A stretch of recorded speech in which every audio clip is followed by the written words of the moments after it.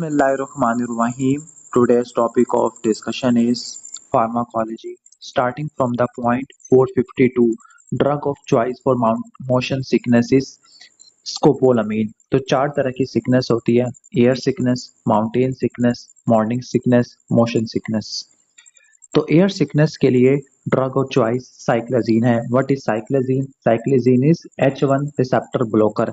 तो आपने एक बात याद रखनी है कि हिस्टामिन के दो रिसेप्टर होते हैं, H1 H2। जो H1 रिसेप्टर के अगेंस्ट ड्रग होती है वो एलर्जी में और मोशन या एयर सिकनेस को ट्रीट करने के लिए इस्तेमाल होती है, और जो H2 रिसेप्टर होते हैं उनके जो ड्रग्स होती है एंटागोनिस्ट, वो पैप्टिक अल्सर डिजीज में इस्तेमाल होती है। तो एयर सिकनेस के लिए साइक्लोजीन है। Next is mountain sickness. तो माउंटेन सिकनेस उन लोगों में होती है जो हाइकिंग करते हैं, and the drug of choice is acetazolamide. What is acetazolamide? This is the carbonic anhydrase inhibitor. एक बात याद रख लेना कि कार्बोनिक एनहाइड्रेस तीन जगह पर आपने पढ़ना है। एक है प्रॉक्सिमल कन्वोलेटेड ट्यूब्यूल, जहां पर ये बाइकार्बोनेट की रीअब्जॉर्प्शन करेगा।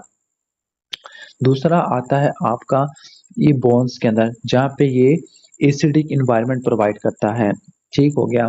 और तीसरा आता है आपका आरबीसी के अंदर कार्बन डाइऑक्साइड की ट्रांसपोर्ट। ये तीन जगह पर कार्बोनिक एनहाइड्रेस आएगा। तो एस्टाजोलामाइड क्या करती है? एस्टाजोलामाइड क्या करती है? प्रॉक्सिमल कन्वोलेटेड ट्यूब्यूल पे बाइकार्बोनेट की रीअब्जॉर्प्शन को इनहिबिट कर देती है, ठीक हो गया। जब बाइकार्बोनेट की रीअब्जॉर्प्शन कम हो जाएगी तो उसकी वजह से क्या होगा? बेस आपका यूरिन के अंदर एक्सक्रीट होगा।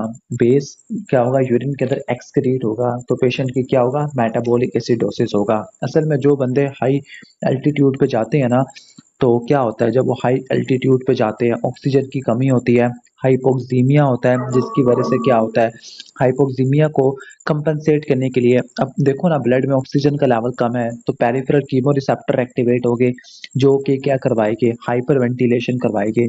जब बंदा हाइपर वेंटिलेट करेगा तो कार्बन डाइऑक्साइड को वाश आउट कर देगा। जब कार्बन डाइऑक्साइड वाश आउट हो जाएगी तो पीएच क्या हो जाएगी? पीएच रिस्पायरेटरी एल्केलोसिस हो जाएगी। इसको न्यूट्रलाइज करने के लिए क्या इस्तेमाल करेंगे हम? एस्टाजोलामाइड, जो कि कार्बोनिक एनहाइड्रेस इनहिबिटर है। ये क्या करवाएगी? बाइकार्ब की रिअब्जॉर्प्शन को कम करके रिस्पायरेटरी एल्केलोसिस को नलीफाई कर देगी। उम्मीद है कि समझ आ गया होगा। This is acetazolamide. अब जो एस्टाजोलामाइड होते हैं ना, ये तीन जगह पे इस्तेमाल होती है। एक होती है एल्टीट्यूड सिकनेस, जिसको माउंटेन सिकनेस भी कहते हैं। इसके अलावा ग्लोकोमा के अंदर भी इस्तेमाल होती है। और तीसरा आता है इडियोपैथिक इंट्राक्रेनियल हाइपरटेंशन, जिसको सूडो ट्यूमर सेरिब्राई भी कहते हैं। क्लियर? तो इन तीन जगह पे ये इस्तेमाल होती है। इसके बाद है कि जो मोशन सिकनेस है, जो कि प्रेगनेंसी में होती है, सॉरी, मॉर्निंग सिकनेस, ये प्रेगनेंसी में होती है। तो उसके लिए ड्रग ऑफ चॉइस पिरिडॉक्सिन प्लस डॉक्सेलामाइन आना है, ठीक हो गया। डॉक्सेलामाइन, DOXL अमाइन। तो पिरिडॉक्सिन विटामिन B6 होता है, साथ में डॉक्सेलामाइन भी आपने देना होता है। इसके बाद मोशन सिकनेस। तो मोशन सिकनेस के लिए ड्रग कौन सी इस्तेमाल करते हैं? स्कोपोलामीन। और स्कोपोलामीन क्या है? एंटी मस्करीनिक ड्रग होती है, एंटी मस्करीनिक ड्रग। अगर ये ऑप्शन में ना हो ना स्कोपोलामीन, तो आपने जाना है मैक्लिजीन के अंदर। अगर वो भी ऑप्शन में ना हो तो प्रोमेथाजीन के अंदर आपने जाना है। तो this was all about types of sickness.